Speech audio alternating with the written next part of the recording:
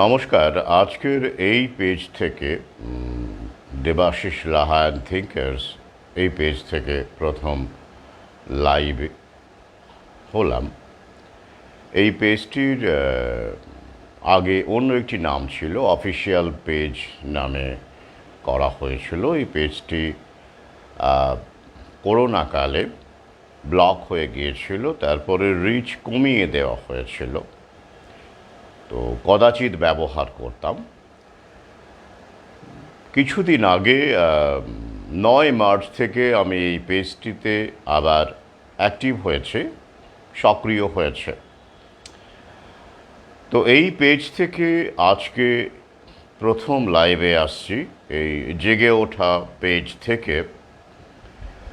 আজকের লাইভের বিষয় আগেই বলে নেই, গুরুত্বপূর্ণ একটি বিষয়। প্রতিটি লাইভই গুরুত্বপূর্ণ, অত্যন্ত গুরুত্বপূর্ণ একটি বিষয়, যে বিষয়ে আমি আগে ইঙ্গিত রেখেছিলাম, প্লেসেবো এফেক্ট। আজকের ভিডিওর বিষয় প্লেসেবো এফেক্ট।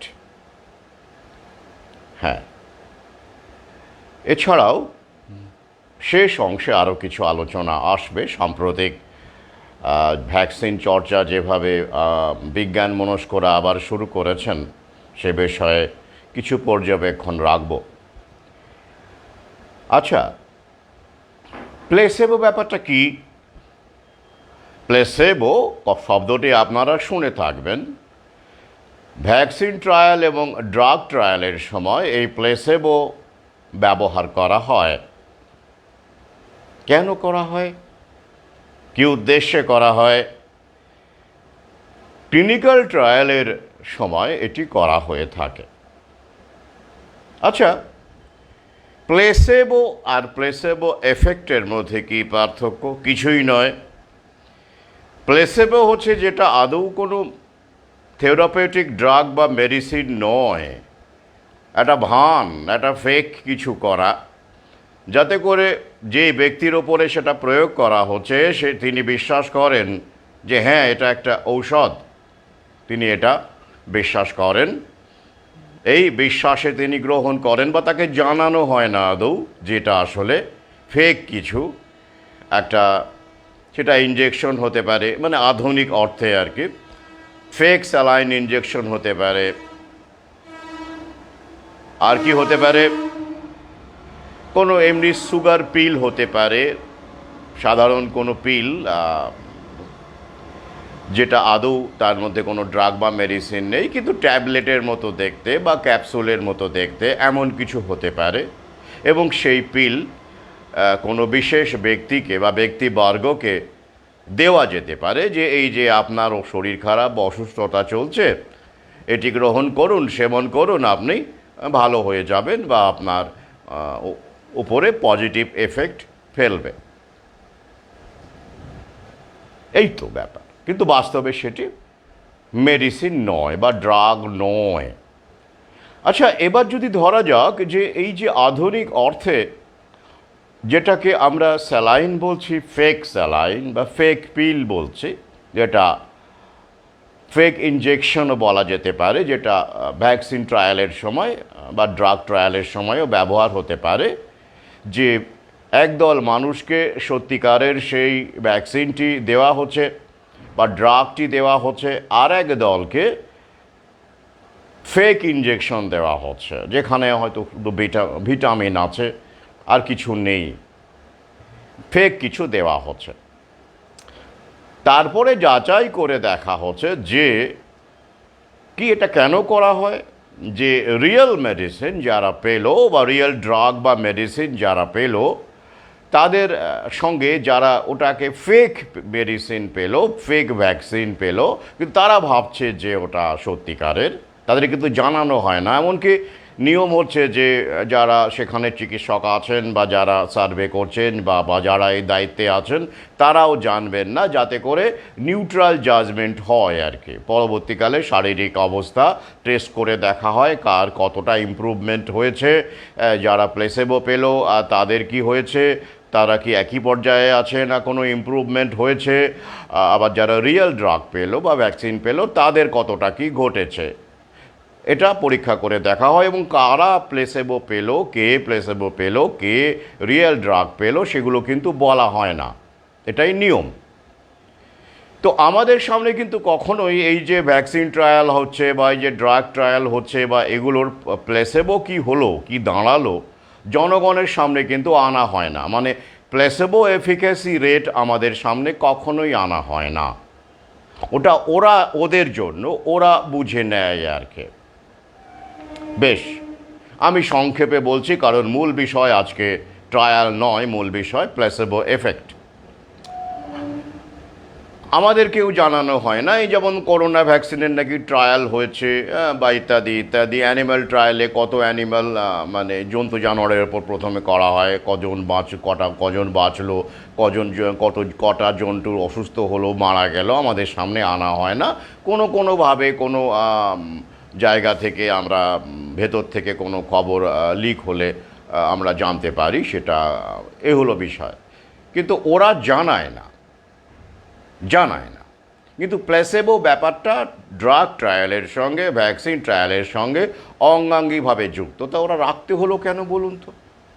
কেন রাখে?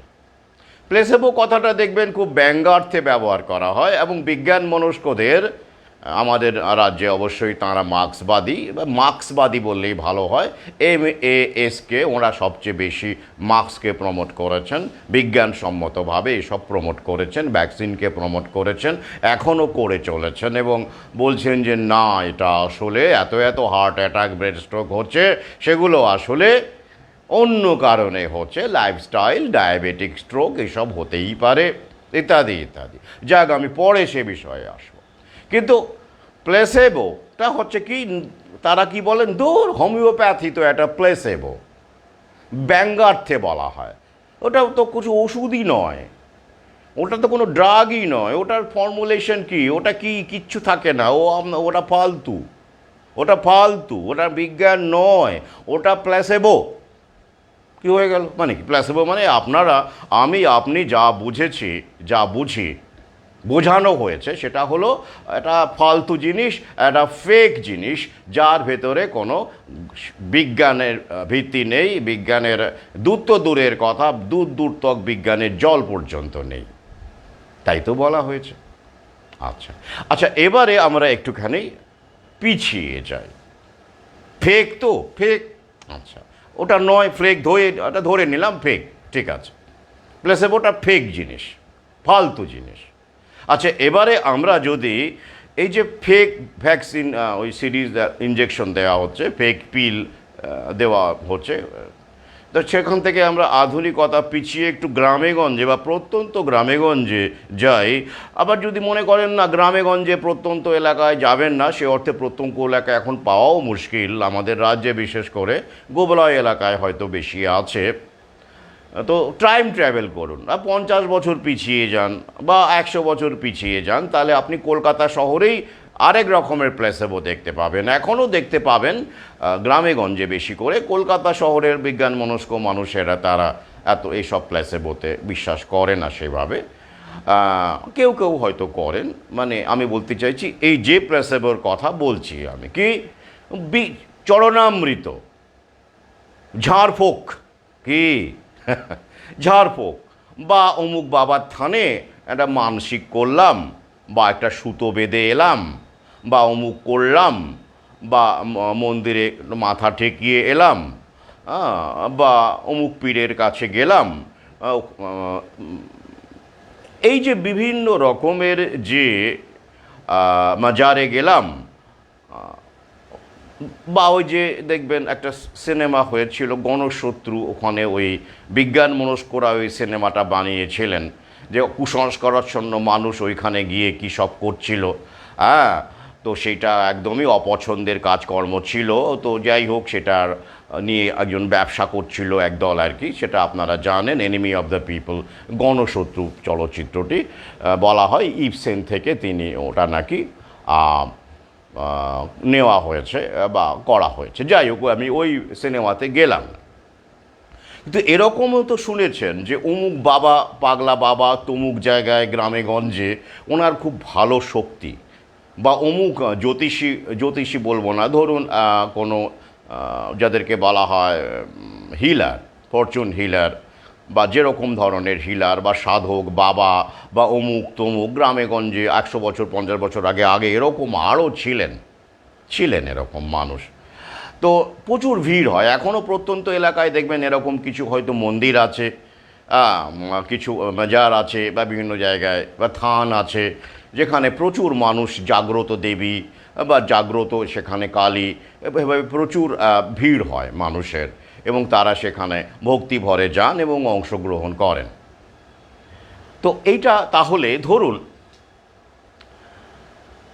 যে মানুষ যে পদ্ধতিতে বা যে স্তরে আছে চিন্তাভাবনার, তাকে যদি সেইভাবে দেখা যায়, তাহলে আমরা এরকম কোনো তথাকথিতভাবে পিছিয়ে পড়া মানুষ বা অশিক্ষিত মানুষ, যিনি এই ঝাড়ফুঁকে বিশ্বাস করেন বা বাবার কোনো তার গুরুদেবের চরণামৃতে বিশ্বাস করেন, এমন কোনো ব্যক্তিকে যদি ওই ফেক স্যালাইনের বদলে বা ইঞ্জেকশনের বদলে যদি ওই চরণামৃত দিয়ে বলা হয় এটা আপনি খান, আপনি সুস্থ হয়ে যাবেন, ভালো হয়ে উঠবেন, কি সেটাও এক ধরনের প্লেসেবোই তো হলো? অবশ্যই হলো, প্লেসেবোই হলো, কারণ ওটা ফেক। ওটার মধ্যে কোনো রকম বিজ্ঞান নেই বা কোনো ড্রাগ, থেরাপিউটিক ড্রাগ বা কিছুই নেই। তাহলে ওটা একটা চরণামৃত মাত্র, ওই জলই, কারো পা ধোয়া জল হতে পারে সেখানে একটুখানি, বা পা নাও ধোয়া হতে পারে, এটা বলা হয় আর কি। সেটা হয়তো সেখানে জল এবং সেখানে কিছু ফুল,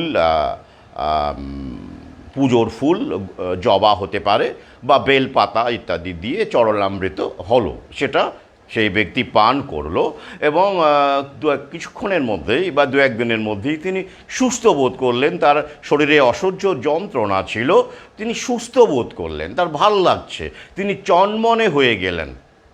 এটা কি সম্ভব? সম্ভব, সম্ভব। চরণামৃত দিয়েও, ঝাড়ফুঁক দিয়েও কোনো মানুষকে ওই যে 100% তো সেটা তো ভ্যাকসিনও এফিক্যাসি হয় না, সফল হয় না, হয় কি হয় না, ড্রাগও হয় না। ওনারাই বলেন যে তারপরেও করোনা হতে পারে। তো সেই ক্ষেত্রে এই যে আমি প্লেসেবো এফেক্টের কথা বলছি, এই যে তিনি সেরে উঠলেন, সুস্থ বোধ করছেন, এটাকেই বলা হচ্ছে প্লেসেবো এফেক্ট। বেশ, তো তার ক্ষেত্রে যেহেতু পিছিয়ে আছেন, অশিক্ষিত, কুসংস্কারাচ্ছন্ন, তাই সেটা চরণামৃত বা বেলপাতা ধোয়া জল, কিন্তু তিনি ভালো হয়ে গেলেন। এরম ঘটনা কিন্তু বিজ্ঞানে বলছে হ্যাঁ হতে পারে, হ্যাঁ ভালো হয়ে যেতে পারেন, চরণামৃত পান করে ভালো হয়ে যেতে পারেন, প্লেসেবো এফেক্ট হতে পারে। কি বিশ্বাস হচ্ছে না? আসুন, প্লেসেবো নিয়ে হার্ভার্ড ইউনিভার্সিটির একটি প্রকাশিত একটি জার্নাল, সেখান থেকে আমি পড়ি, আপনাদের শোনাই। এবং চিফ মেডিকেল এডিটর তিনি লে ওয়াইন সাহেব, তিনি এটিকে রিভিউ করেছেন। তিনি যথেষ্ট এ বিষয়ে একজন বিশারদ বলা যেতে পারে। তো তিনি কি লিখছেন প্লেসেবো এফেক্ট সম্পর্কে আমি একটু আপনাদের সামনে তুলে ধরি, কারণ ওই যে একটা, তো আমি এমন একটা বিষয় নিয়ে আজকে আলোচনা করছি, আমার মনে হয় না সোশ্যাল মিডিয়ায় এই ধরনের কোনো বিষয় নিয়ে কেউ আলোচনা করে থাকেন। আমার বিষয়গুলো ব্যাপারটা সেরকমই, অনেকটাই সেরকম, যেটা সবগুলোই প্রায় সেরকম যেটা আমি করে থাকি, আপনাদের সামনে নিয়ে আসে। খুব সংবেদনশীল বিষয়, বিজ্ঞান মনস্করাও শোনেন আমার লাইভ, সেটা আমি জানি, এবং তাদের বিভিন্ন পেজে আমার সম্পর্কে যেসব মন্তব্যগুলো আসছে, আমাকে অনেক সহযোদ্ধা স্ক্রিনশট পাঠান। তো তাদের থেকে মনে হয় আমি যথেষ্ট তাদেরকেও ভাবিয়েছি, যেভাবে হোক তারা নড়ে চড়ে বসেছেন। তো আসুন, এখান থেকে আমি একটু, তারপরে আমি এত বড় তো পড়তে পারবো না, পড়ার দরকারও নেই, কোনো অংশ, কারণ তারা তো শোনেন, আর আপনাদেরও একটু শোনা উচিত। তো বিজ্ঞান মনস্কদের তো সরাসরি এখান থেকে পড়ে শোনালেই ভালো হবে, তারা উপভোগ করবেন, কারণ তারা হার্ভার্ড ইউনিভার্সিটির ব্যাপারটা একটুখানি তাদের ভালো লাগবে আর কি। হ্যাঁ, হার্ভার্ড ইউনিভার্সিটি। আসুন, এটার ওয়েবসাইট হচ্ছে হার্ভার্ড হেলথ পাবলিশিং, এবং সেইখানে এটাকে রিভিউ করছেন Howard LeWine, MD, chief medical editor, Harvard Health Publishing, এটার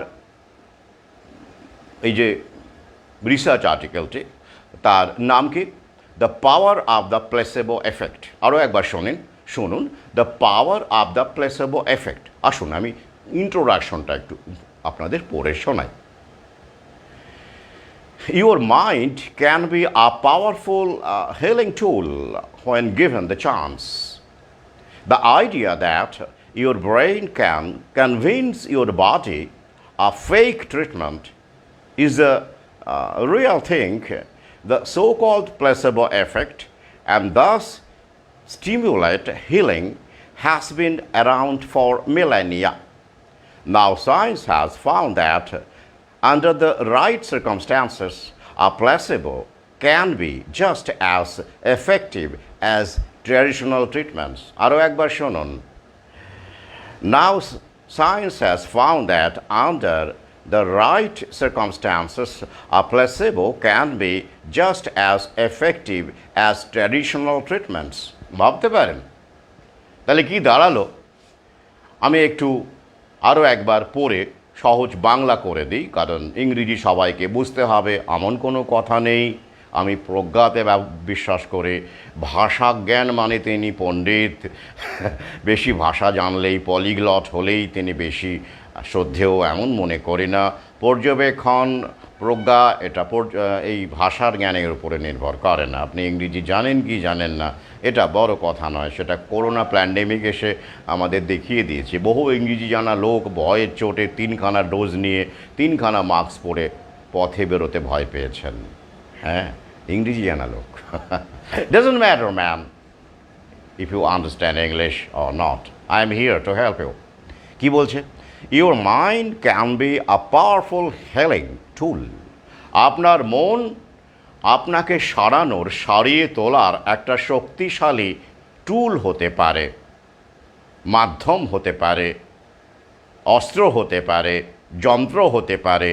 হোয়েন গিভেন দ্য চান্স, যদি আপনি চান্স দেন, যদি আপনি সুযোগ দেন। আমরা কি দিই না, আমরা তো সঙ্গে সঙ্গে দৌড়ই। একেবারে সাইড এফেক্টওয়ালা, হাজার সাইড এফেক্টওয়ালা ফার্মা কোম্পানির দাওয়া নেওয়ার জন্য আমরা লাফিয়ে ছুটে। সময় দিতে হবে, চান্স দিতে হবে। তারপরে কি? The idea that your brain can convince your body a fake treatment is the real thing. কি? এই প্লেসেবোটা হলো এই ধারণা থেকেই যে আপনার মস্তিষ্ক আপনার শরীরকে, আপনার দেহকে বোঝাচ্ছে। কি বোঝাচ্ছে? এটা ফেক ট্রিটমেন্ট নয়, এটাই আসল ট্রিটমেন্ট, এটা রিয়েল ট্রিটমেন্ট। তুমি ঠিকঠাক ট্রিটমেন্টটাই পেয়েছো, তুমি চিন্তা করো না, তুমি ভালো হয়ে যাবে। The fake treatment is the real treatment. আপনি জানছেন ফেক, আপনি দিয়েছেন, আমি জানছি ফেক, আমি দিয়েছি।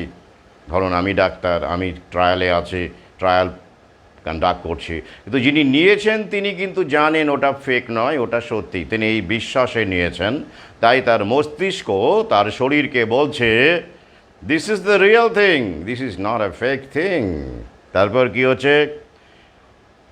Das stimulate healing has been around the Millennia. এবং এইভাবে মস্তিষ্ক তখন শরীরকে বলছে, এবং শরীর সঙ্গে সঙ্গে সেইভাবে কাজ করছে এবং এইভাবে চিকিৎসা হাজার বছর ধরে চলেছে। মানুষ সুস্থ হয়েছে, নজির আছে। কিন্তু মানুষ তো মরবেই একদিন, তার মানে এই নয় মানুষকে অমর হতে হবে।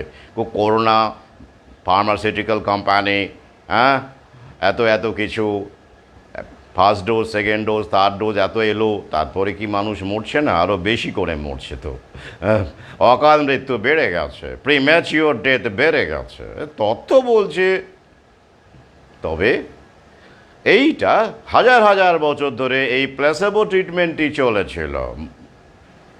মস্তিষ্ককে বলো, জানান দাও, মনের শক্তি, the power of mind, the power of mind, the power of mind.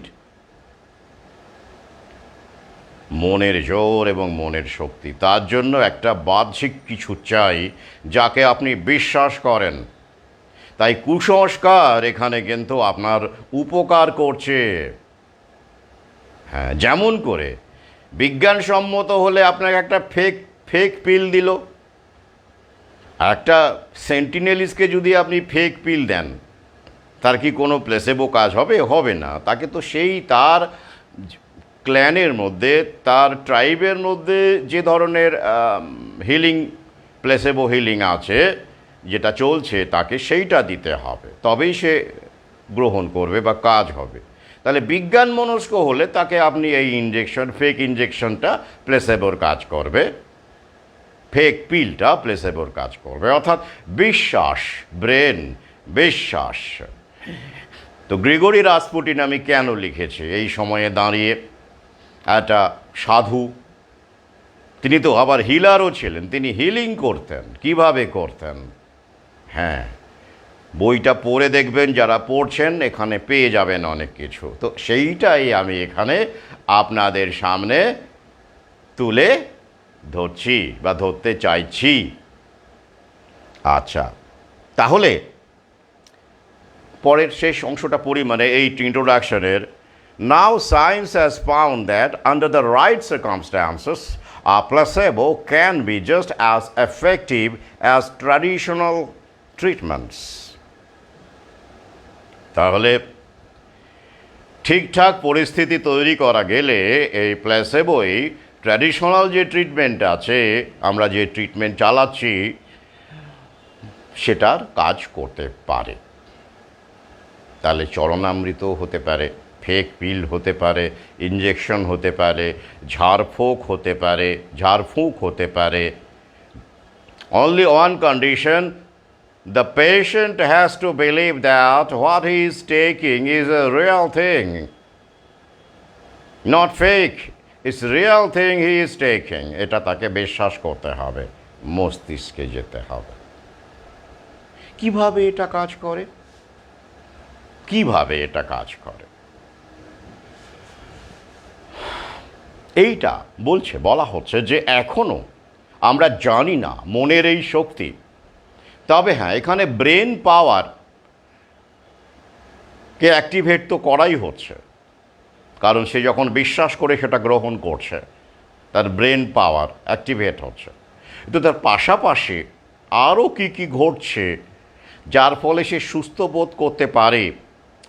Pen রিলিফের ক্ষেত্রে, ক্যান্সার ট্রিটমেন্টের ক্ষেত্রে, বিভিন্ন ক্ষেত্রে যে এটা কাজ করতে পারে।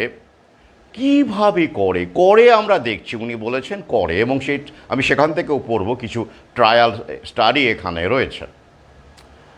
তো সেই স্টাডি করতে গিয়ে তারা বলছেন যে আমরা এখনও ঠিকঠাক জানি না, বিপুলায় পৃথিবীর কতটুকু জানি না। তবে আমরা যেটা জানতে পারছি এখনো পর্যন্ত, সেটা হলো যে এই ফেক পিল বলুন, যেটা রোগী গ্রহণ করছে, সেটা তার মস্তিষ্ক, তার দেহে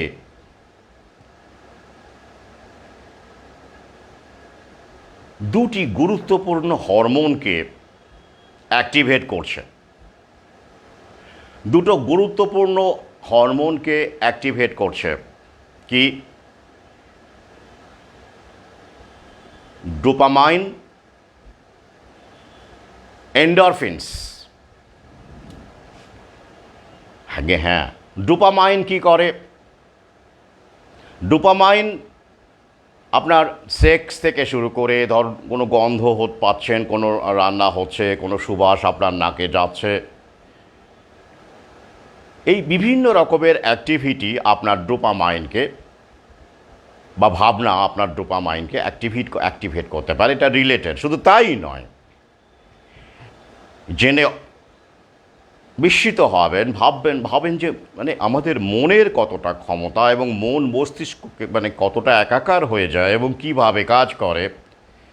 এই ডোপামাইন আমাদের কিডনি ফাংশন, কী ফাংশনকে এই ডোপামাইনের ফাংশন যেগুলো এবং এগুলোকে সে দেখভাল করতে পারে, kidney, blood vessel, heart rate, learning process, attention, এমনকি ল্যাকটেশন, মায়েদের দুধ জানেন মা হওয়ার পরে সন্তানের জন্য তো ল্যাকটেটিং মাদার বলা হয়। তাহলে এত ফ্যাক্টরস সে প্রভাবিত করছে ডোপামাইন, একটা হরমোন যেটা প্লেসেবো এফেক্টের ফলে জাত হয়, আমাদের শরীরের ওপর প্রভাব ফেলে, আমাদের সুস্থ করার ক্ষেত্রে উল্লেখযোগ্য ভূমিকা নেয় ডোপামাইন। আর কি, এগুলো কিন্তু নতুন কিছু নয়। আপনারা যদি বায়োলজি বই সেভাবে মানে পাঠ্যপুস্তকের কথা বলছি না, একটু ঘাঁটাঘাঁটি করে যদি পড়েন পেয়ে যাবেন। আরেকটি হরমোন এন্ডরফিনস, সেটা কি প্রকৃতির দেওয়া আমাদের শরীরে ন্যাচারাল পেন কিলার। আগে হ্যাঁ, এন্ডরফিনস এই হরমোনটি খরিত হলে ন্যাচারাল পেন কিলারের কাজ করে। এন্ডরফিনস শব্দটি কিভাবে এলো?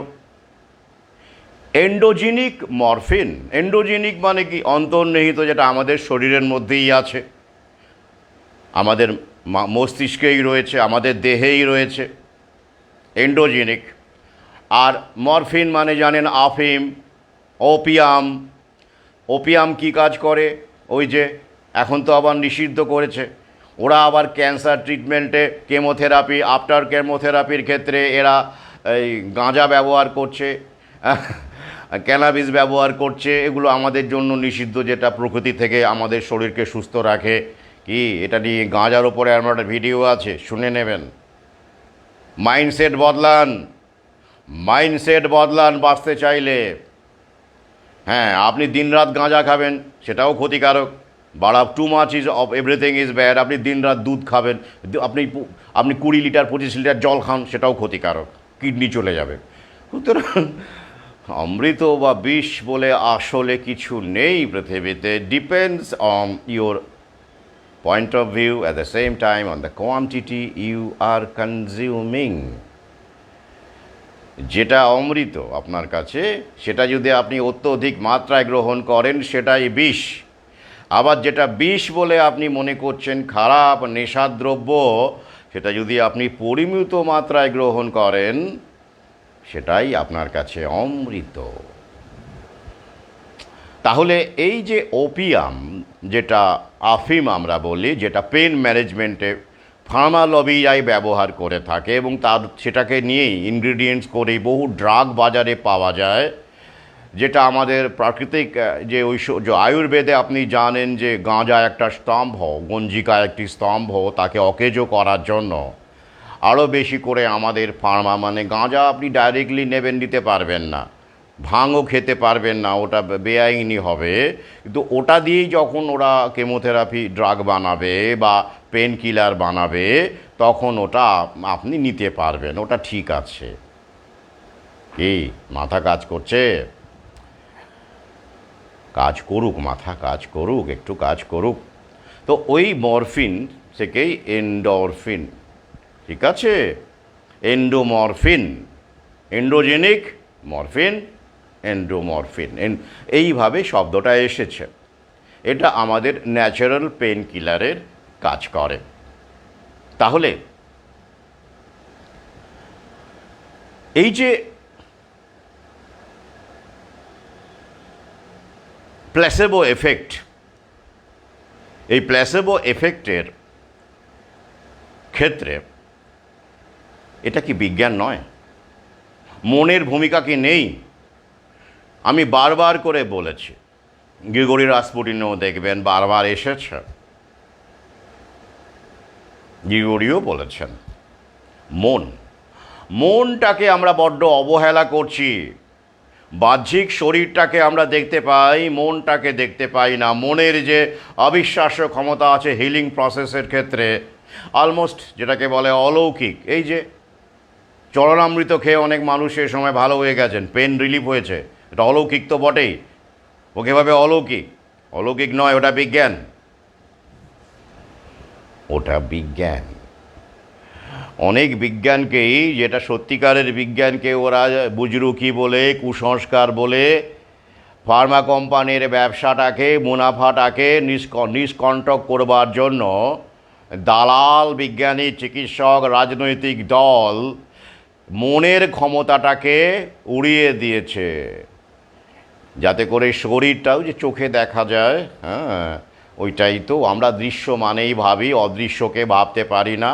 অদৃশ্যকে বড় জোর ভয় পাই, যেমন ভাইরাস দেখতে পাই না বলে ভয় পাই, ভূত দেখতে পাই না বলে ভয় পাই। মানে বাচ্চা কাচ্চারা, যদিও এখন ভদ্রলোকেরা ভূতে ভয় পায় না, ভদ্রলোকের ভূত হচ্ছে ভাইরাস, অদৃশ্য। কিন্তু মনের যে একটা হিলিং পাওয়ার আছে, অদৃশ্য, যেটা আমরা দেখতে পাই না, ভেতরে ভেতরে কাজ করে, সেইটা কি ওদের বিজ্ঞান, বিল জ্ঞান, মানে বিল গেটসের জ্ঞান। আমি একটি শব্দ কয়েন করেছি, আজকেই ফেসবুকে দিয়েছে, আমার পাঠক সহযোদ্ধারা ঠিকঠাক বলেছেন।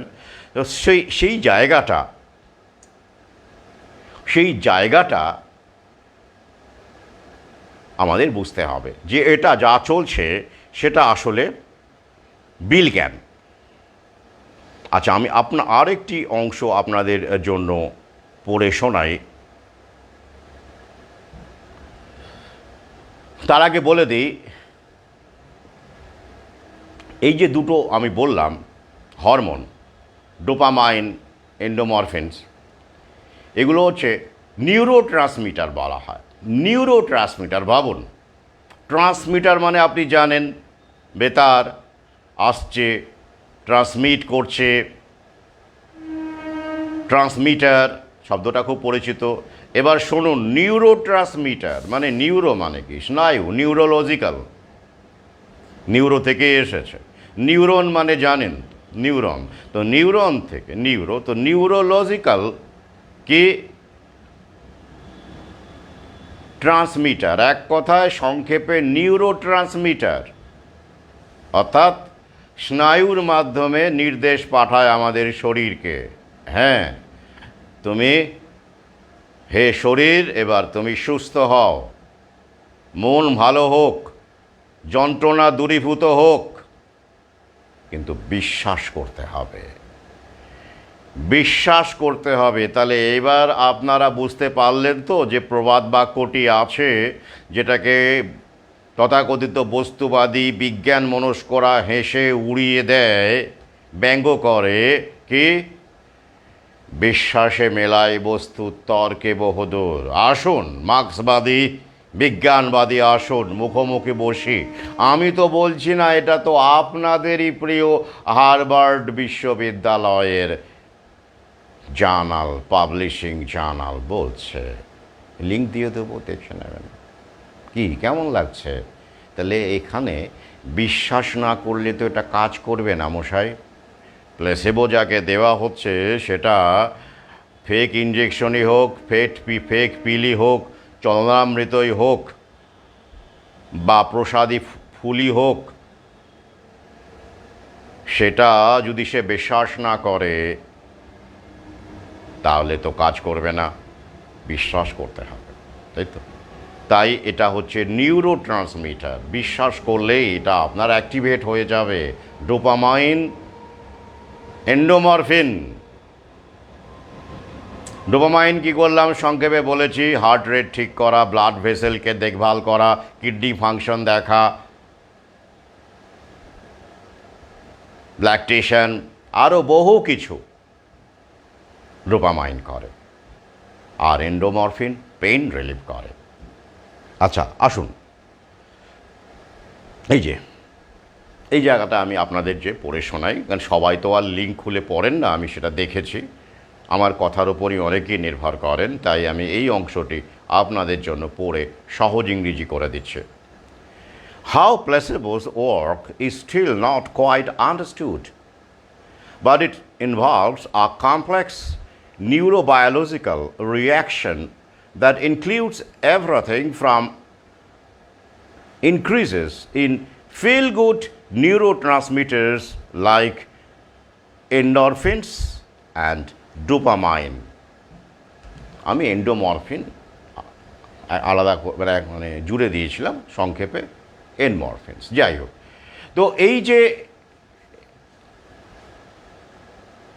যেটা বলল যে কীভাবে কাজ করে সেটা কিন্তু আমরা পুরোটা জানি না, কিন্তু এইগুলোকে অ্যাক্টিভেট করে, তাই তো। এবার আসুন দুটো ট্রায়ালের ফল আপনাদের সামনে একটু পড়ে শোনাই।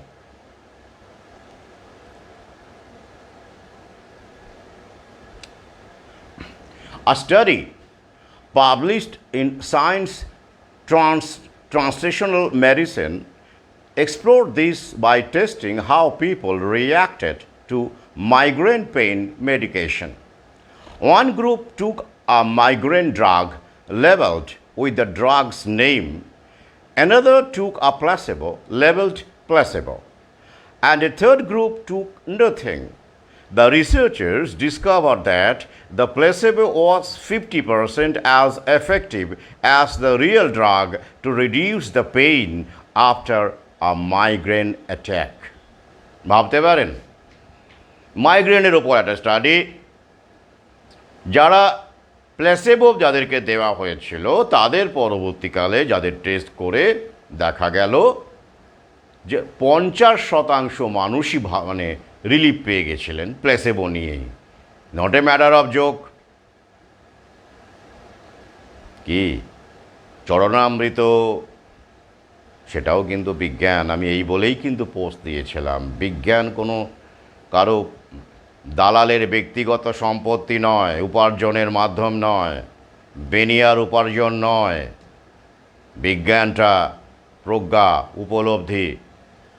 আমাদের দেহ মনের কতটুকু জানি আমরা এখনো পর্যন্ত, ওইটুকু জেনেই এত আস্ফালন। হ্যাঁ, মানুষকে নাকি ওরা অমর বানিয়ে দেবে, বিল জ্ঞান। হ্যাঁ, তো সোজা সামান্য রক্ত বানাতে পারে না, রক্তদান করে ব্যবসা করে, আমাদের রক্ত নিয়ে ক্লাবগুলোকে ম্যানেজ করে ব্যবসা করে। সে নিয়ে আপনারা তো জানেন, ভিডিও আছে সে বিষয়ে, রক্তদান কতটা মহৎ দান, জেনে শুনে দান করবেন, কোথায় যাচ্ছে। প্রকৃতি বড় বড় সব ডায়লগ দেবে, দেখবেন এখন আসছে অমর হয়ে যাবে মানুষ, অমুক তমুক। আরে বাবা ঠিক আছে, প্রকৃতির দেওয়া উচ্চতা, হাইট, মানুষের হাইট 1 ইঞ্চি বাড়াও না ভাই, ওষুধ দিয়ে কিছু দিয়ে বাড়াও, তারপরে তুমি তাকে অমর বানাবে। বেসিক্যালি কিচ্ছু করা যায়নি, এই যে বিল গেটস, তার বাবার উচ্চতা ছিল কত জানেন? 6 feet 7 inch. Bill Gates senior. Bill Gates কত? 5 ফুট 10 ইঞ্চি। ঠিক আছে, এবার ওনার এত হাইটেক, আমি বইটা আমার লেখাটা নিশ্চয়ই পড়েছেন, জানাডুর বিল গেটস, ফেসবুকে পোস্ট করেছে, পড়বেন। সেখানে আমি শেষের দিকে এই জায়গাটা বোঝানোর চেষ্টা করেছি, প্রকৃতির শক্তি শেষ পর্যন্ত শেষ কথা বলে। তো এত কিছু উনি করলেন, একেবারে বিজ্ঞানের চমক করে দিয়ে এক জানাডু যা বানিয়ে 66,000 স্কোয়ার ফিটকে একেবারে টেকনোলজিক্যাল মার্ভেল বানিয়ে দিয়েছেন।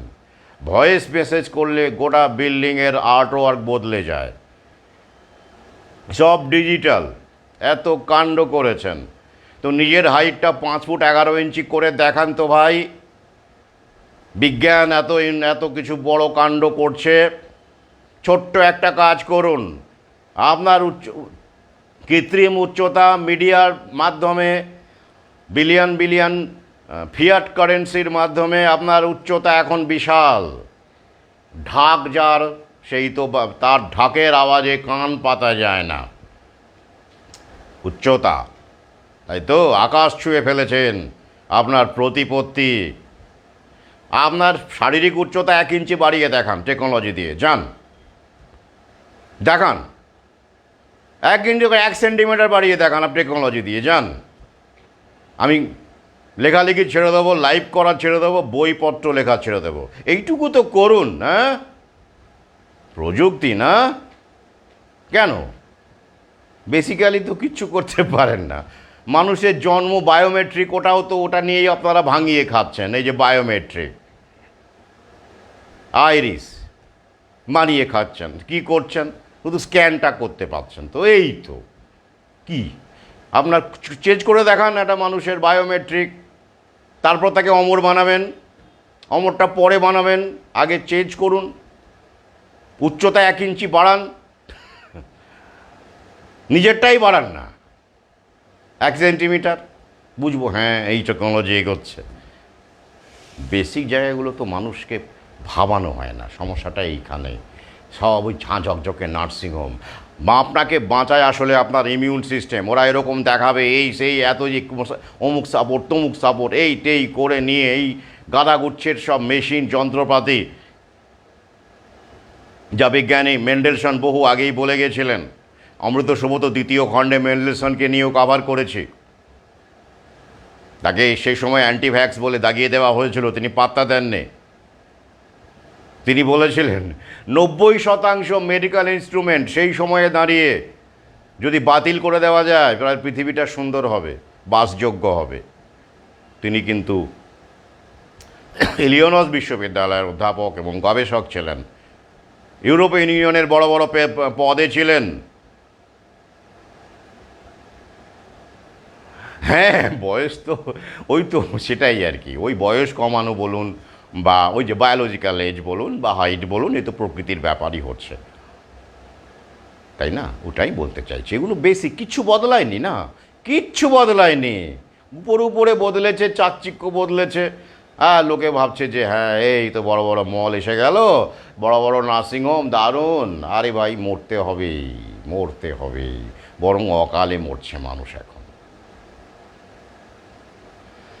যাই হোক, এবার দেখুন, এটা তো করলো মাইগ্রেন্ট স্টাডি। আর একটা স্টাডি আছে, দেখি পড়বো কি না। হ্যাঁ, আরেকটা জায়গা আপনাদের পড়ি। হ্যাঁ, এটা খুব ইন্টারেস্টিং। হ্যাঁ, এটা নিই। It's a study published online by PLOS Biology may have identified what goes on in the brain during a placebo effect.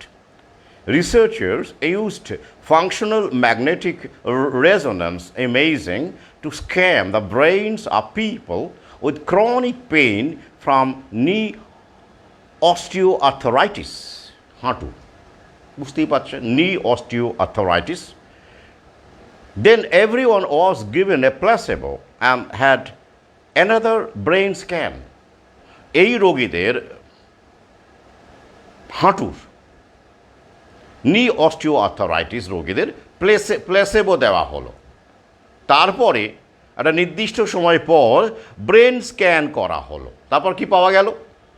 The researchers noticed that those who felt pain relief had greater activity in the middle frontal gyrus brain region, which makes up about 1/3 of the frontal lobe. মস্তিষ্কের গঠন, এগুলো নিয়ে আলোচনার অবকাশ এখানে নেই, আমি just পড়লাম আপনাদের জন্য।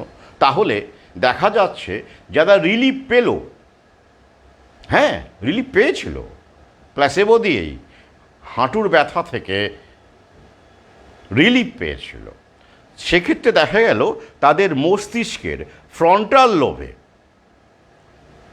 এটাকে বলা হচ্ছে middle frontal gyrus brain reason, সেইখানে অ্যাক্টিভিটিটা তাদের বেশি ছিল। কি মস্তিষ্ক কতটা গুরুত্বপূর্ণ, তাই না? আমরা মস্তিষ্ককে কাজে লাগাতে পারি, কত পার্সেন্ট আমরা কাজে লাগাতে পারি আমাদের মস্তিষ্ককে হিলিংয়ের ক্ষেত্রে, শরীর ভালো রাখার ক্ষেত্রে, সুস্থতার ক্ষেত্রে মস্তিষ্কের যে কত বড় অবদান থাকতে পারে, আজকের লাইভের তারা একটা ঝলক দেখলেন মাত্র। ডোপামাইন, এন্ডোজিনাস মরফিনস, এন্ডরফিনসের মাধ্যমে ঝলক দেখলেন মাত্র। এর বাইরে অনেক কিছু আছে, অনেক কিছু আছে যা আমরা এখনও জানি না। ওরা জানে কিন্তু, জানলেও আমাদের বলে না, ওরা জানে না তা নয়, দে নো। হ্যাঁ, তলার দিকের সব ডাক্তার আছেন যারা করে কমে খাওয়ার জন্য ডাক্তারিটা লাভজনক পেশা বলে করেছেন ডাক্তারিটা, এমবিবিএস এমডি করেছেন, তাদেরও ঘনিয়ে আসছে সময়। টপ লেভেলের লোকজন সবাই জানে এবং তারা কেউ ভৌটা নেয়নি এবং তারা প্রাকৃতিক পন্থাতেই জীবনযাপন করে। টপ লেভেলের বিলিয়নিয়াররা, বিল গেটসের মতো লোকরা। মাঝে মাঝে আমাদের কাছে খবর লিক হয়ে যায় যে বিল গেটসের সন্তান সন্ততি ছেলেমেয়েরা ভ্যাকসিন নেয়নি।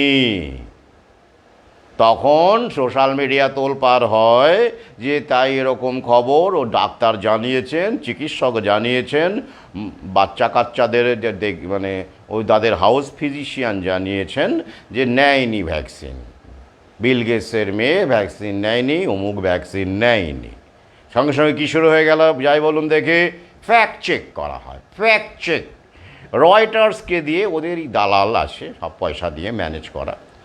তো রয়টার্স কিন্তু জানেন, আমি এটা নিয়ে পরে একটি লাইভ করব, লিখেছিলাম সংক্ষেপে।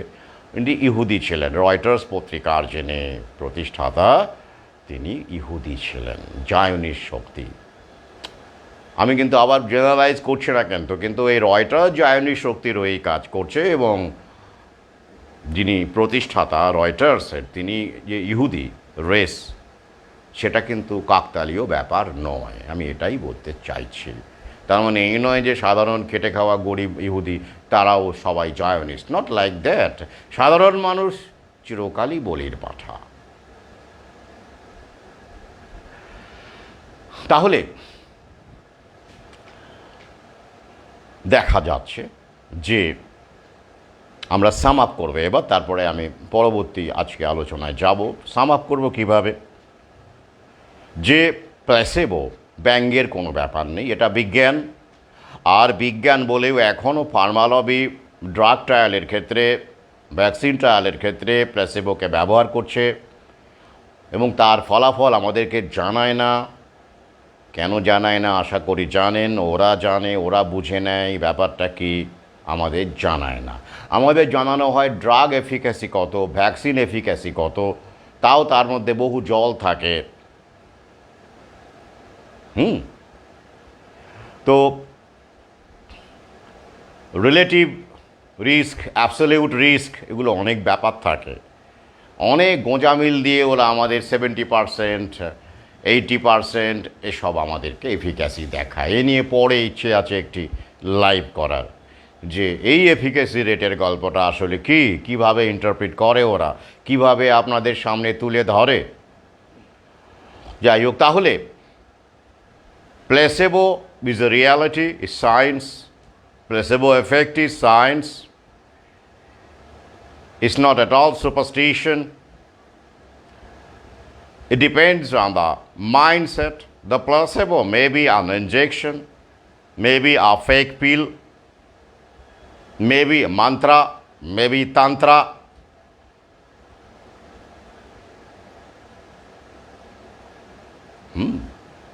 Maybe in a ritual, maybe a magic charm,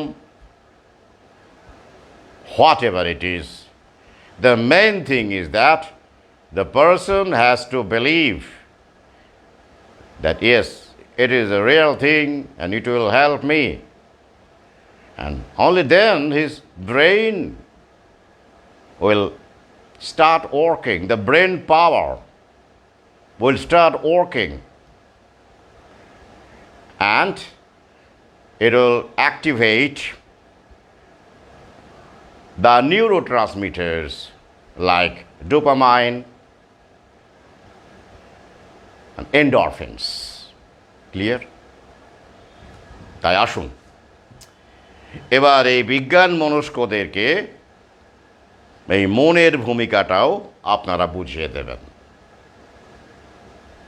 যারা আমার সহযোদ্ধা, যারা প্রচারে আছেন, অফলাইনেও প্রচার করছেন, তারা এই লিঙ্কটি অবশ্যই ভালো করে পড়বেন, যেটা আমি দেব।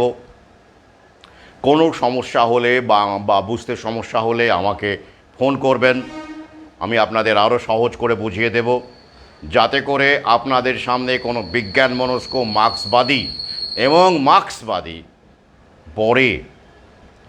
আর ভক্তরা তো অবশ্যই সবের ব্যাপারে থাকেন না, তা তবু ভালো, যদি সত্যিকারের ভক্ত হয় তবু অন্তত যদি এই হনুমান চল্লিশাতেও সত্যিকারের বিশ্বাস থাকে। এখন তো 3 ডোজ নেওয়া ভক্ত, 2 ডোজ নেওয়া ভক্ত, ভক্ত নয়, দলের ভক্ত।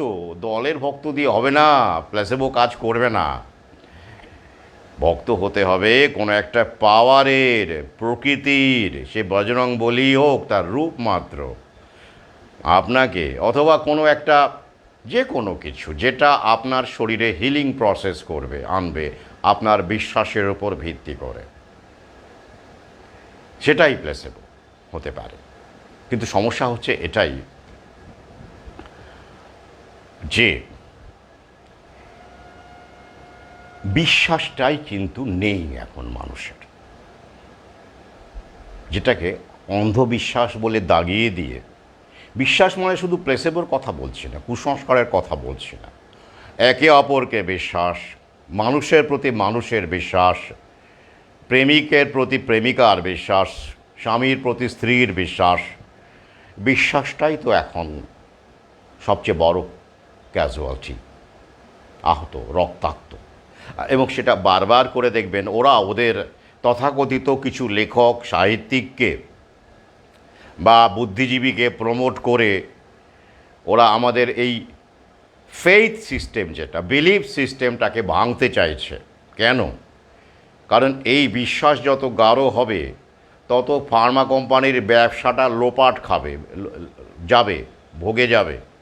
আগে শরীরের সেলফ কিওর মেকানিজম অ্যাক্টিভেট করার সময় পেত, মানুষের ইমিউন সিস্টেম অ্যাক্টিভেট করার সময়, মানে ইমিউন সিস্টেম তো ফার্স্ট ওয়াচম্যান আওয়ার বডি, তাকে সময় না দিয়ে, ওই জন্য বারবার বলি পেশেন্ট মানে রোগী, পেশেন্ট মানে ধৈর্যশীল। আমরা ধৈর্য ধরি না, রোগ আমাদের শরীরকে সময় না দিয়ে ফার্মা কোম্পানির কাছে সারেন্ডার হয়ে যায়, আর তারা সুযোগটা নেয়। তাহলে কেন আমরা দৌড়ই?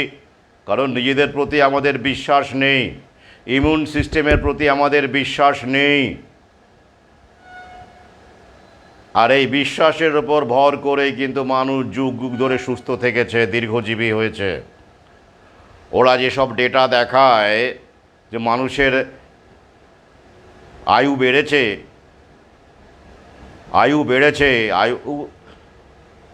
এগুলো সব ওদের ডেটা। মানুষের নাকি গড় আয়ু বেড়েছে। এই যে এত অকাল মৃত্যুগুলো হচ্ছে, হার্ট অ্যাটাক, ব্রেন স্ট্রোক, সেটাকে ওরা কাউন্ট করছে। আগেও তো হয়েছে, নতুন নয়। এটা কেন?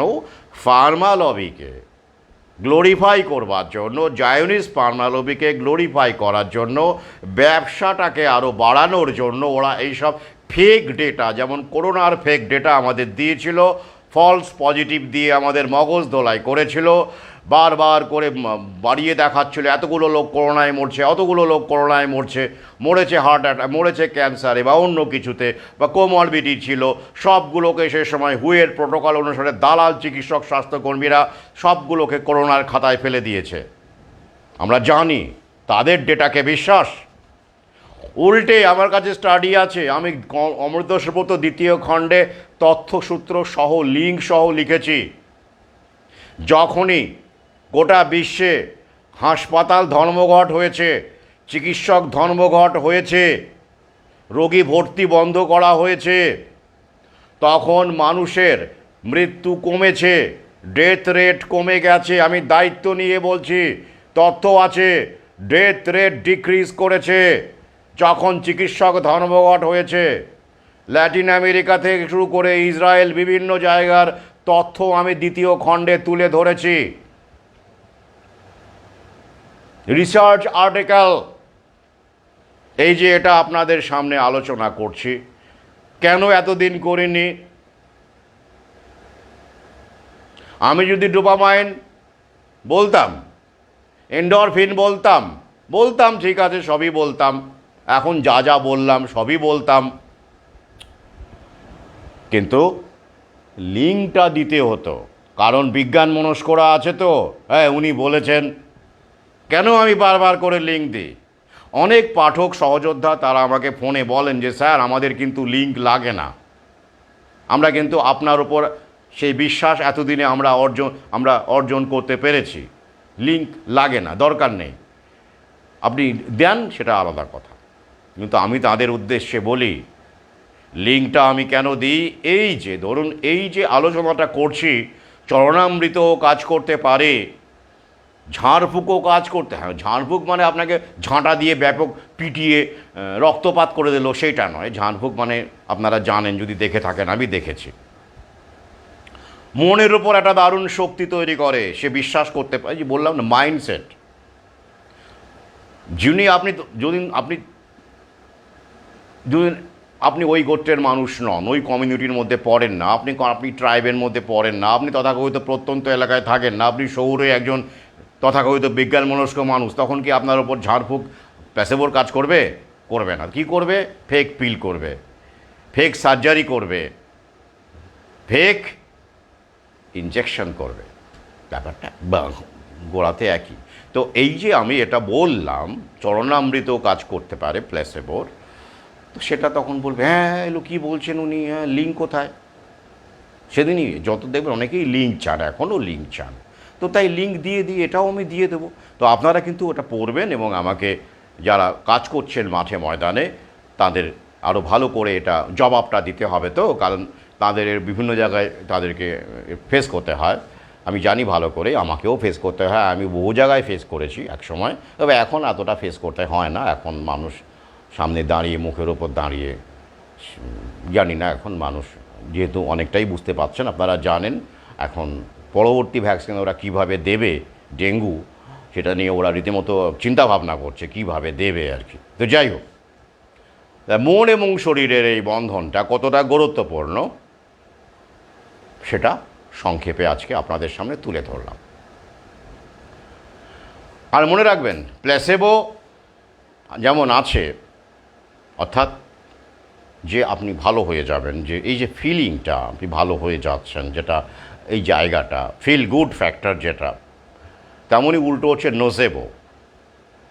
সবসময় যদি আপনি খারাপ কুচিন্তা করতে থাকেন, আপনি অসুস্থ হয়ে যাবেন, আপনি এটা কিন্তু করবেন না। আমি সবসময় মনে জোর রাখবেন, অলওয়েজ পজিটিভ থিঙ্কিং করবেন, এবং নিজের শক্তির, মানব দেহ এখনও কিন্তু আমরা কিছুই জানি না, সে অর্থে সে অলৌকিক অসাধ্য সাধন করতে পারে। তাই মনের জোর বাড়ান, বিশ্বাস রাখুন নিজের প্রতি। আমি বলছি না আপনি মা কালী যে লাগে, কারো কারো লাগে, কারো কারো একটা মূর্তি লাগে বিশ্বাসের জন্য, শক্তি অর্জনের জন্য লাগে। আর এই বিশ্বাসের শক্তির উপরে ভিত্তি করে এই পঙ্গুও গিরিলঙ্ঘন করে। আর ওরা জানে এই বিশ্বাসটা হলো ফার্মালবের সবচেয়ে বড় শত্রু। কারণ বিশ্বাস মজবুত হলে তো লোকে প্লেসেবোতেই চালিয়ে দেবে, বা নিজের শরীরের সেলফ কিওর মেকানিজমেই চালিয়ে দেবে, বা যে হোমিওপ্যাথিতেই চালিয়ে দেবে প্লেসেবো। তো মানে এই যে জায়গাটা, ওটা যে আসলে বিজ্ঞান, মনের শক্তি, সেটা ওরা বলবে না। তাই ওরা দেখবেন কি একটা বই বেরিয়েছিল বাংলাদেশের, কি অভিজিৎ না কি যেন একজন লেখক ছিলেন, তাকে আবার ওই তো তারাই প্রমোট করে, তারাই আবার আরেক পক্ষকে প্রমোট করে মারিয়ে দেয়, জানেন তো। হ্যাঁ, এমন মালালাকে যারা প্রমোট করে, তারাই তালিবানকে প্রমোট করে, তা মালালাকে মারার জন্য। কিন্তু মালালাকে পুরোটা মারেননি, তাহলে নোবেল প্রাইজ তিনি পেতেন না আগে। হ্যাঁ, তালিবানরা মালালাকে কিন্তু পুরোটা মারেনি, আধমরা করে রেখে গিয়েছিল, পরে মালালা বেঁচে গিয়েছিল। মিডিয়া আমাদের কাছে তেমনই বলে, মরেই যাচ্ছিলেন।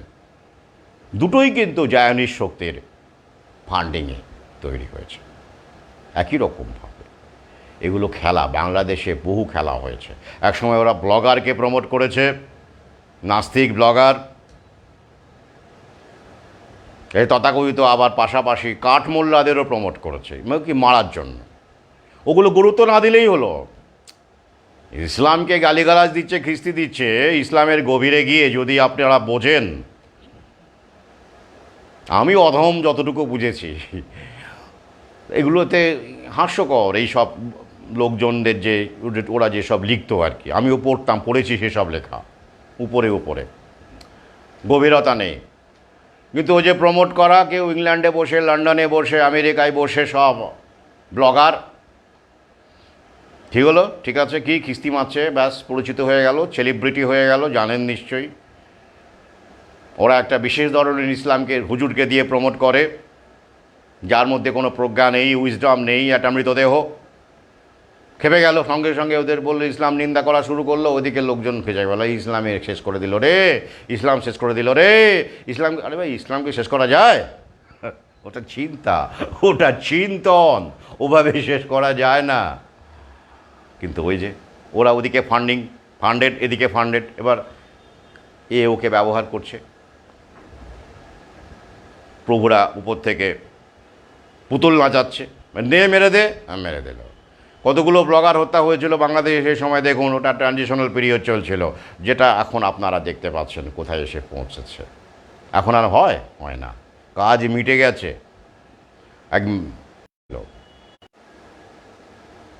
যাই হোক, এবারে পরের বিষয়ে আসছি। অজ্ঞান, না, অজ্ঞান তো নয়, আমরাই তো অজ্ঞান, অভদ্র অজ্ঞান। আমি কোনো পেজের নাম বা কোনো ব্যক্তির নাম আমি নিচ্ছি না, কারণ আপনাদের সক্রিয়তায়, আপনাদের মতো লেখক, পাঠক, সহযোদ্ধাদের যৌথ সমবেত লড়াইয়ে এই অধমের লাইভ লেখালেখি এখন অনেক দূর অবধি পৌঁছে যায়, সেটা আপনারা জানেন। তাই এখানে কারোর নাম নেওয়া মানে তিনি নেগেটিভ পাবলিসিটি হোক, পজিটিভ পাবলিসিটি হোক, তিনি আবার পরিচিত, আমি দরকার নেই, কি দরকার। আমিও যথেষ্ট ব্যাপারে কৌশলী হয়ে উঠেছে। তো এরকম কিছু পেজে আপনারা জানেন, এই অধমের নাম, পুরো নাম নয় আর কি, পুরো নাম বলে যে কিছু মানে করবে তা নয়, ইঙ্গিতে আর কি, ওই শর্ট ফর্ম করে, মানে অ্যান্টিভ্যাক্স বলে আর কি বিভিন্ন রকম কথাবার্তা বলা হচ্ছে। সেগুলো আমার সময় নেই অন্য কোনো পেজে এলো লাফালাফি করার, দেখার নেই, আমি সেখানে নেইও। তো আমাকে স্ক্রিনশট অনেকে পাঠাচ্ছেন, আমি দেখলাম আর কি। তো কি আমরা দেখতে পাচ্ছি সেখানে এক শ্রেণীর মানুষ, বিজ্ঞান মনস্ক মানুষ, তাদেরকে সবিনয়ে বলবো, আপনারা একটু ভাববেন, যদি আপনারা লুকিয়ে চড়িয়ে আমার লাইভ শুনে থাকেন। কেউ তো বলেন, হ্যাঁ আমরা শুনছি, দেখছি, নজর রাখছি, মজা নিচ্ছি নাকি আর কি, মজা টজা পান আর কি। তো ভালো কথা, আমি যদি কাউকে মজা দিতে পারি, it's a matter of great pride to me. ও তাদের বলবো, আপনারা এখনও এত অকাল মৃত্যু ঘটছে, heart attack, brain stroke, cancer বেড়ে গেছে চারদিকে, তথ্য, কিডনি ফেলিওর, যেটা আগে ছিল না, করোনা ভ্যাকসিন দেওয়ার পরেই বেড়েছে, এটা তো পর্যবেক্ষণ। আপনারা সেটা এখনও মানতে চাইছেন না, এখনও সামলে যান, নইলে কিন্তু ডাক্তারদের ওপর এখনও যতটুকু ভরসা অবশিষ্ট আছে মানুষের, সেটাও আর থাকবে না। Don't play into the hands of your masters. আপনাদেরকেও ব্যবহার করা হচ্ছে এবং প্রয়োজনে তারপরে ছুঁড়ে ফেলা হবে। আপনাদের সময়ও ঘনিয়ে আসছে, আর বেশি দেরিও নেই। তাই জনগণের আস্থাটা যদি হারিয়ে ফেলেন, এবং এই অবস্থাতে জনগণের পাশে না থেকে ভ্যাকসিনের পার্শ্ব প্রতিক্রিয়া, আমি আসলে বলি ক্রিয়া, সেটা বিভিন্ন গোটা বিশ্বজুড়ে বিভিন্ন পত্রপত্রিকায় বেরোচ্ছে, সেগুলোকে আপনারা নস্যাৎ করার চেষ্টা করছেন। এখনও বলছেন ও কিছু না, ওটা পুরোপুরি স্টাডি নয়, কনস্পিরেসি থিওরি, এসব বলে আপনারা ওই উট পাখির মতো বালিতে, মানে মিথিক্যাল উট পাখির মতো বালিতে মুখ ঢুকিয়ে মহাপ্রলয়টাকে ইগনোর করতে চাইছেন। আপনাদের কবর কিন্তু আপনারা নিজেরাই খুঁড়ছেন, কারণ মানুষ আপনাদের নজর রাখছে, এবং আপনারা যেসব ডাক্তার হিসেবে, বিজ্ঞানী হিসেবে, পদাধিকারী হিসেবে ফেসবুক পোস্ট করছেন, আপনারা কিন্তু মার্কড হয়ে যাচ্ছেন। আমি এই অধম তো বহু আগেই মার্কড হয়ে গেছে, আমার তো কোনো ব্যাপার নেই, কোনো সমস্যা নেই। আগামী আমাদের, এবং আমাদের সংখ্যা আগামীতে বাড়তে থাকবে। আমি একেবারে বিশ্বাসী, confident, I am confident of that. কিন্তু আপনাদের সংখ্যা কিন্তু আগামীতে কমতে থাকবে, আর আমাদের সংখ্যা যত বাড়বে গোটা বিশ্বজুড়েই কিন্তু বাড়ছে। We are the future, nature is the future. তখন কিন্তু আপনারা কোণঠাসা হয়ে যাবেন, একঘরে হয়ে যাবেন। আমরা যারা আছি তাদের উল্লেখযোগ্য অংশই তারা আপনাদের কাছে যায় না এবং যাবেও না, বাড়িতেই মরবে। এই অধমও তাদের মধ্যে একজন। বিশ্বাস হচ্ছে না? মিলিয়ে নেবেন।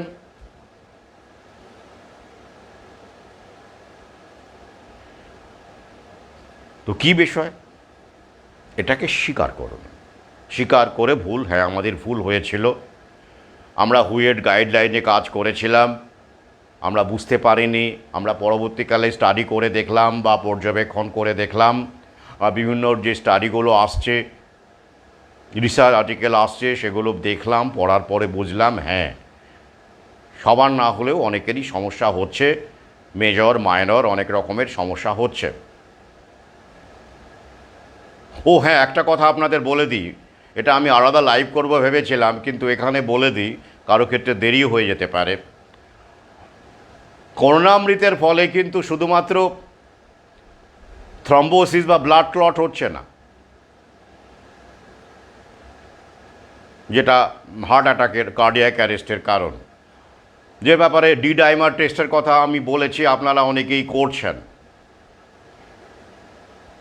ডি ডাইমার টেস্ট নিয়ে আমার একটা ভিন্ন ভিডিও আছে, ব্লাড ক্লট ব্যাপারটা আপনার কী অবস্থায় কী রয়েছে সেটা বোঝার জন্য ডি ডাইমার টেস্ট করা হয়, এ নিয়ে আমার ভিডিও রয়েছে এই চ্যানেলে।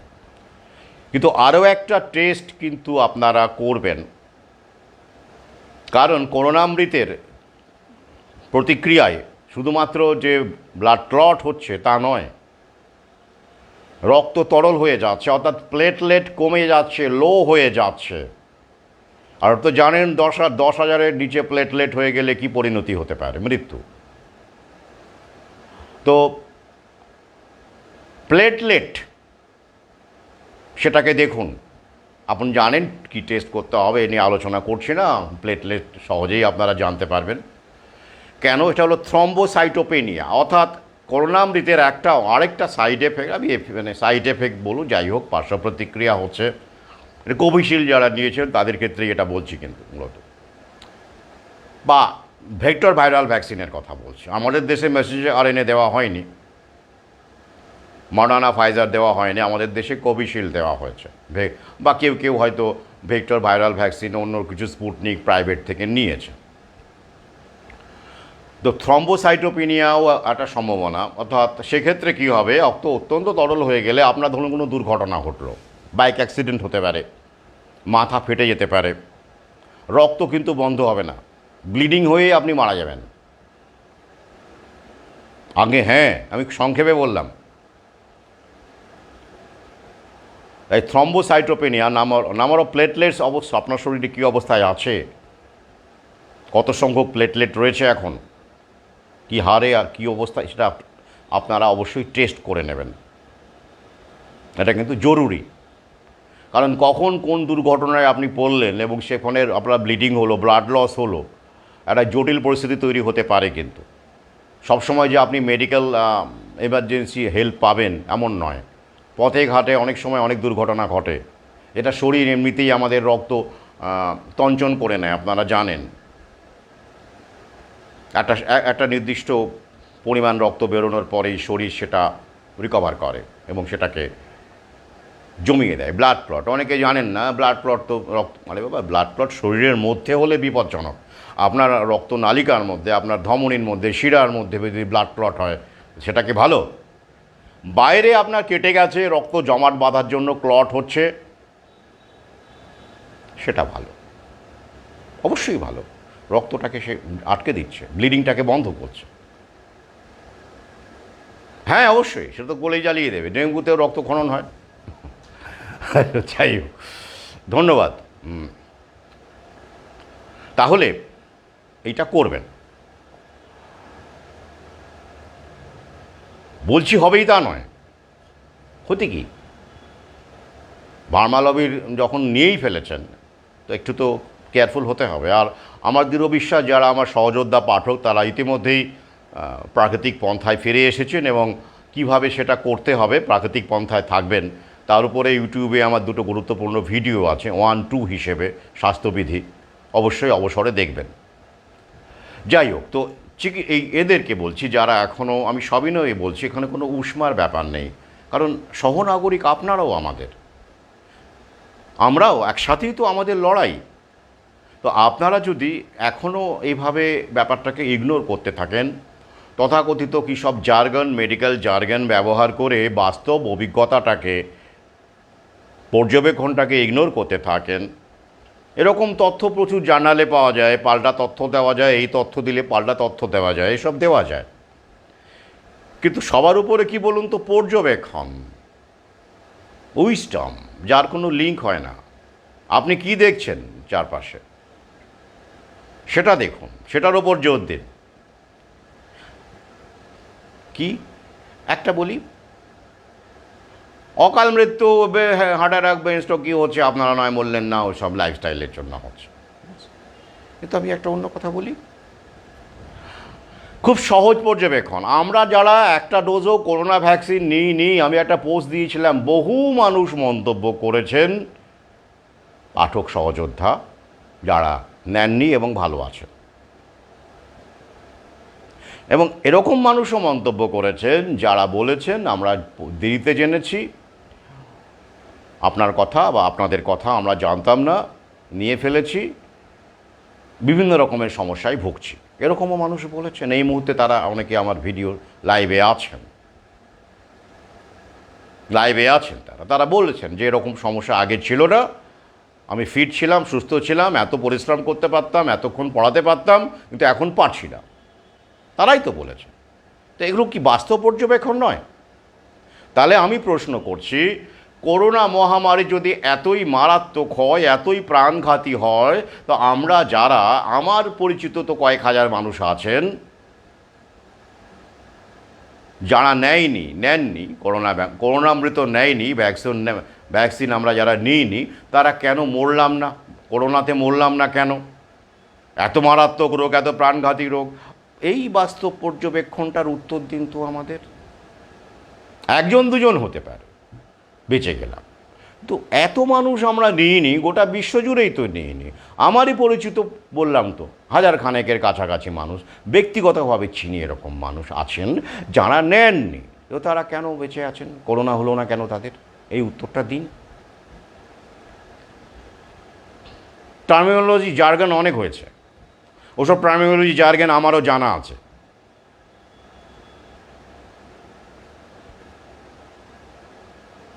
এই উত্তরটা দিন। আর একটা প্রশ্নের উত্তর দিন। আচ্ছা বলুন তো, আপনারা যারা বিজ্ঞান মনস্ক বলে দাবি করে যাচ্ছেন এখনও এবং বারবার এই ভ্যাকসিনকেই বলছেন না ঠিক আছে কোনো সমস্যা নেই, এগুলো কনস্পিরেসি থিওরিস্টদের প্রচার, অমুক তমুক যারা বলে যাচ্ছেন, আর একটা প্রশ্ন করে, আচ্ছা বলুন তো কটা ডোজ মিলে ফুললি ভ্যাকসিনেটেড হয়, সেটা কি আপনারা বলতে পারবেন? মানে করোনার কটা ডোজ মিলে ফুললি ভ্যাকসিনেটেড হয়? প্রথমে এলো একটা ডোজ, বেশ ভালো কথা, তারপরে এলো দ্বিতীয় ডোজ, তারপরে বলা হলো দ্বিতীয় ডোজ নিলে ফুললি ভ্যাকসিনেটেড, মানে একদম আর ফুললি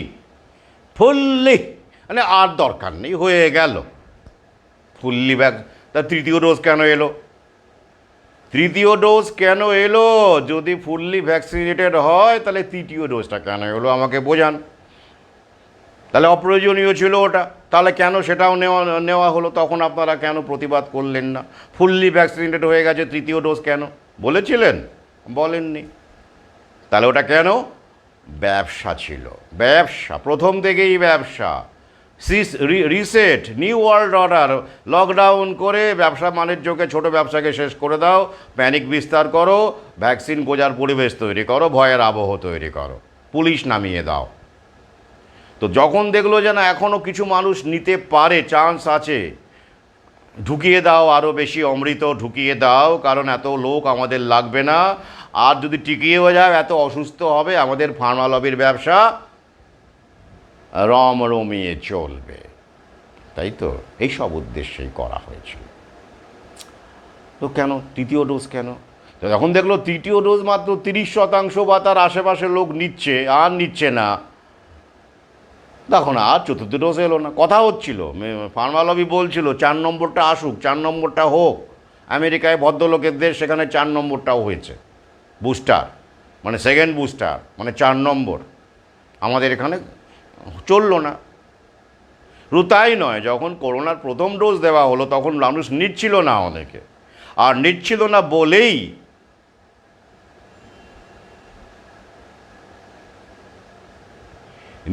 না বলেই কি করা হলো, অমুকটা বন্ধ হয়ে যাবে, বেড়াতে যেতে পারবেন না, বাসে উঠতে পারবেন না, ট্রেনে উঠতে পারবেন না, ওই সুবিধা বন্ধ হয়ে যাবে, সেই সুবিধা বন্ধ হয়ে যাবে বলে ভয়বাজি, প্যানিকবাজি শুরু হয়ে গেল। কেন বাবা?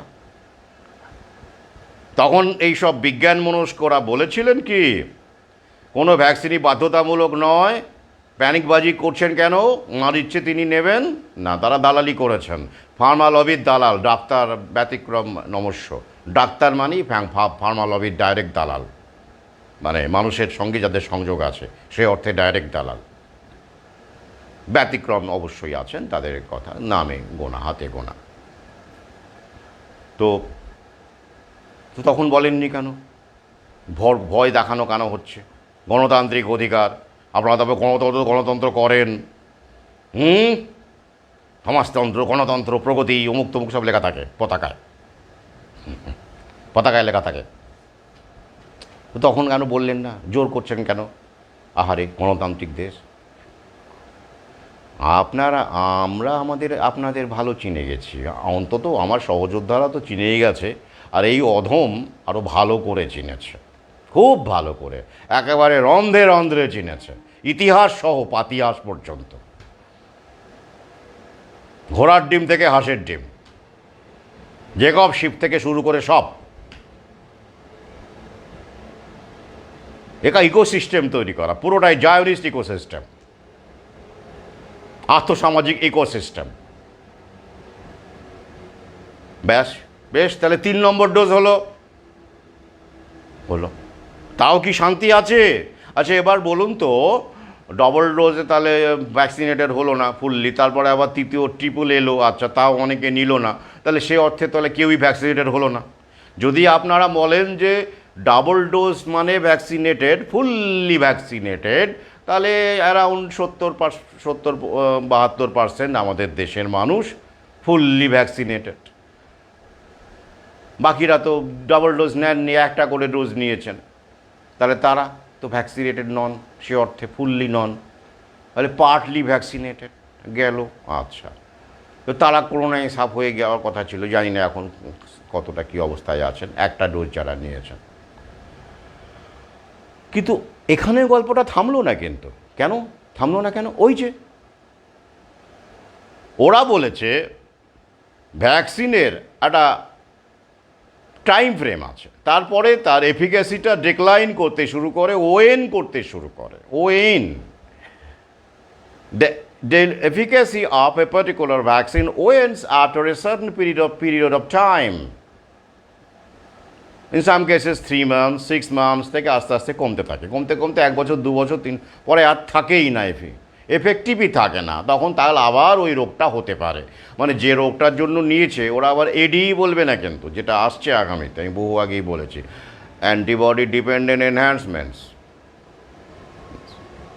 তার মানে সেই অর্থে দেখতে গেলে ওরা যা টাইম ফ্রেম দিয়েছিল, যে সব মানুষ ভ্যাকসিন নিয়েছে করোনা ভ্যাকসিন, তাদের সবারই কিন্তু ওয়েন করে গেছে, অর্থাৎ ভ্যাকসিনের যে এফেক্ট, যেটা অ্যান্টিবডি তৈরি করার যে এবিলিটি এবং অ্যান্টিবডির যে আয়ু, ভ্যাকসিনের কাজ কি অ্যান্টিবডি তৈরি করা, তো সেটা কিন্তু আর করছে না, ওদেরই তথ্য বলছে। দেখে নেবেন 6 মাস থেকে আয়ু আছে, ওই কারণে তৃতীয় ডোজ বলা হলো, গ্যাপ দিয়ে, অ্যান্টিবডি তো আর হবে না ভাই, এবার আরেকটা নাও, তাই তো। তাহলে হিসেব মতো সবারই এখন ওয়েন করে গেছে। কতদিন হয়েছে হিসেব করে দেখুন, যে তৃতীয় ডোজ নেওয়ার পরে বা দ্বিতীয় ডোজ নেওয়ার পরে। হ্যাঁ, আর তাই কিন্তু ওরা সেকেন্ড জেনারেশন করোনা ভ্যাকসিনের জন্য $5 বিলিয়ন, আমি আগের লাইভে বলেছি, ইনভেস্ট করেছে, 20টি কন্ট্রাক্ট ইতিমধ্যে দেওয়া হয়েছে। তাহলে এবার বুঝুন করোনা কি শেষ হয়েছে? ওরা কি শেষ করতে চাইছে? আপনি কি ভ্যাকসিন নিয়ে ফুললি ভ্যাকসিনেটেড হয়েছেন? যদি হয়েও থাকেন তাহলে সেকেন্ড জেনারেশন করোনা ভ্যাকসিন কেন আনার জন্য জোর কদমে তথাকথিত ট্রায়াল চলছে? 40,000 বা এরকম সংখ্যক মানুষের মধ্যে ট্রায়াল কেন চলছে?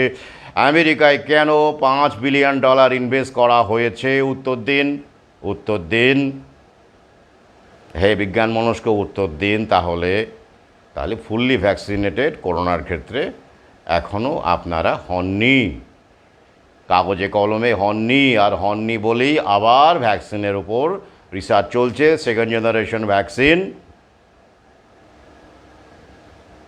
নিউক্লিও ক্যাপসিড যেটাকে বলা হচ্ছে, নিউক্লিও ক্যাপসিড ভ্যাকসিন, যেটা নিয়ে আমি আগের লাইভে আলোচনা করেছি, সেটা আসছে। সেকেন্ড জেনারেশন করোনা ভ্যাকসিন মানে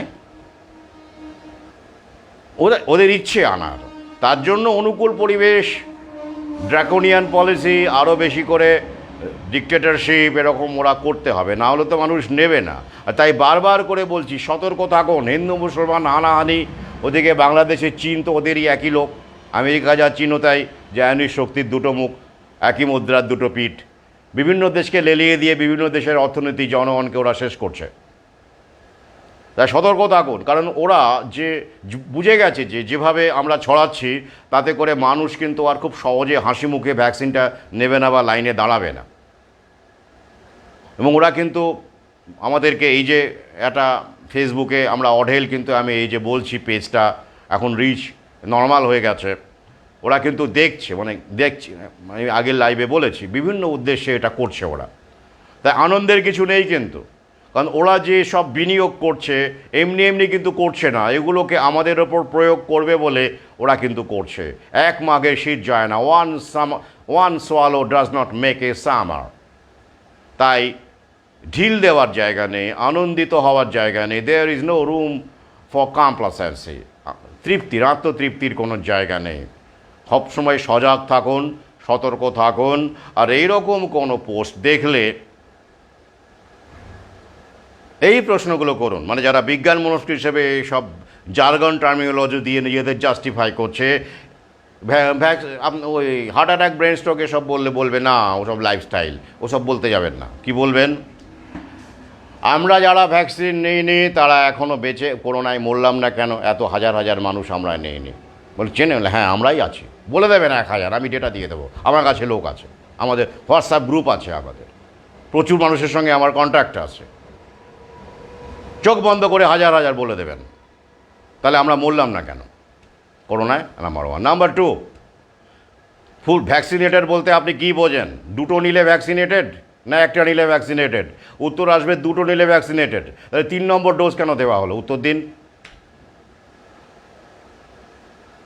এবার যদি বলে বিজ্ঞান মনস্ক 3টে নিলে ভ্যাকসিনেটেড, নেননি আলাদা কথা, 3টে নিলে ভ্যাকসিনেটেড, তাহলে বলবেন মানে 3টে নিলে ফুললি ভ্যাকসিনেটেড। তখন উত্তর দেবে, প্রশ্ন করবেন তাহলে সেকেন্ড জেনারেশন ভ্যাকসিন কেন, নিউক্লিও ক্যাপসিড ভ্যাকসিন কেন আবার ট্রায়াল চলছে? লিঙ্কটা দিয়ে দেবেন, আমি দিয়ে দেবো।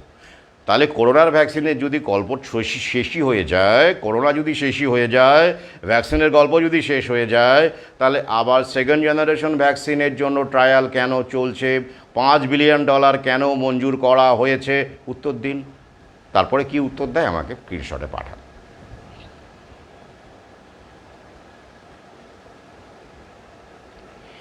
যাই হোক, আপনাদের জানাই ইতিমধ্যেই যে আমি যে টি শার্টগুলোর কথা বলেছিলাম, এই যে একটি আমি পরে আছি, আজকে লাইভেই আপনাদের সামনে এটা পড়লাম, উদ্বোধন বলতে পারেন। তো আমি উপহার দেব বলেছি, নিজে থেকেই আপনাদের জানিয়েছি, এটা খুব আমি আনন্দিত হব আপনারা গ্রহণ করলে। তো আমার সঙ্গে যোগাযোগ করুন, আমি আপনাদের যাতে করে উপহার দিতে পারি। তবে কুরিয়ারে পাঠানো আমার পক্ষে সত্যি সম্ভব হবে না, এত ব্যস্ততার মধ্যে কুরিয়ার, এগুলো আবার প্যাকিংয়ের ব্যাপার আছে। তো যারা কলকাতার আশেপাশে থাকেন, অন্তত যারা কফি হাউস কলেজ স্ট্রিটে আসতে পারবেন তারা বলতে পারেন। বেচারা গ্রামে গঞ্জে আমি কিছুদিন পর থেকে যাওয়া শুরু করব, নর্থ বেঙ্গল যাব, এইসব জায়গায় যাব আমি। তো মানে উত্তর দিকে, উত্তরবঙ্গ।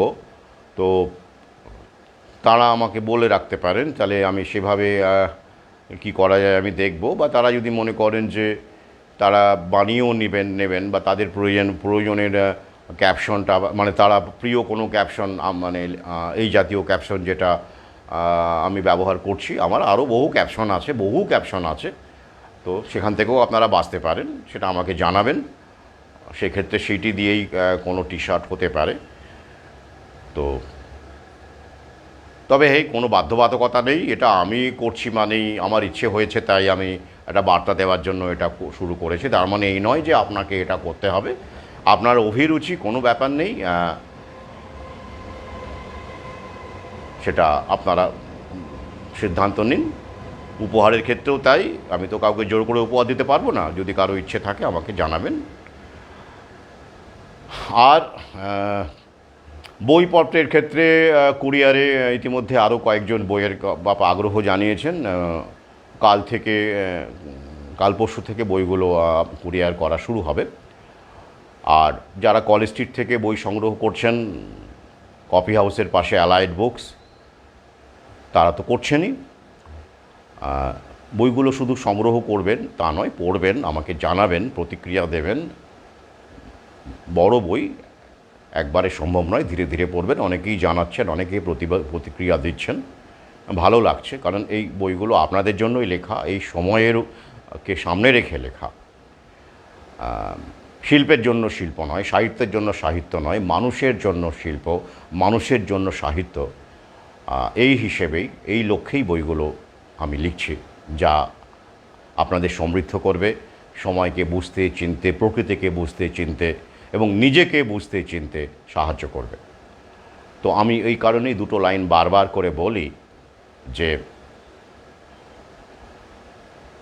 সময় কাটলে বিনোদন, সময়কে কাটলে সাহিত্য। এই সময়টাকে আমরা প্রশ্ন করছি, কাটছি। We are not taking this time lying down. We are throwing questions. আমরা প্রশ্ন তুলে দিচ্ছি, সেটাকে কন্ট্রাডিক্ট করছি, সময়কে কাটার চেষ্টা করছি, যে না, এটা আমরা মানব না, এই আবহটাকে। সময় মানে এখানে হচ্ছে এই আবহ, সেইটাকে, সময়কে কন্ট্রাডিক্ট করে, সময়কে কেটে ভেদ করে যেটা তৈরি হয়, সৃষ্টি হয়, সেটাকে সাহিত্য। আমি এই ডেফিনেশানে বিশ্বাস করি, আর সেই ডেফিনেশন অনুযায়ী আমি এখন বইগুলো লিখছি। আর এই কারণেই সময় কাটলে সাহিত্য, মানে আপনি টাইমটা পাস করছেন, কিছু শিখছেন না, সময় পাস করছেন, ভাবনা নেই সেখানে, শেখার কিছু নেই, উপলব্ধির কিছু নেই, সময় কাটাচ্ছেন, সেটা বিনোদন। কিন্তু সময়কে যখন কাটছেন, অর্থাৎ আপনি ভাবছেন কী করে সময়কে আপনি চ্যালেঞ্জ জানাবেন, যে সময় আপনি বেঁচে আছেন, যে সময় আপনার ওপর পাথরের মতো ভারী হয়ে চেপে বসছে, সেই সময়কে আপনি কি করে কাটবেন, কি করে ছেদ করবেন, সেই প্রশ্ন যখন আপনি করছেন, তখন আপনি সময়কে কাটছেন, তখন আপনি সাহিত্যের মধ্যে প্রবেশ করছেন, লেখক হিসেবে অথবা পাঠক হিসেবে। আজ এই পর্যন্তই, সঙ্গে থাকুন, শুভরাত্রি।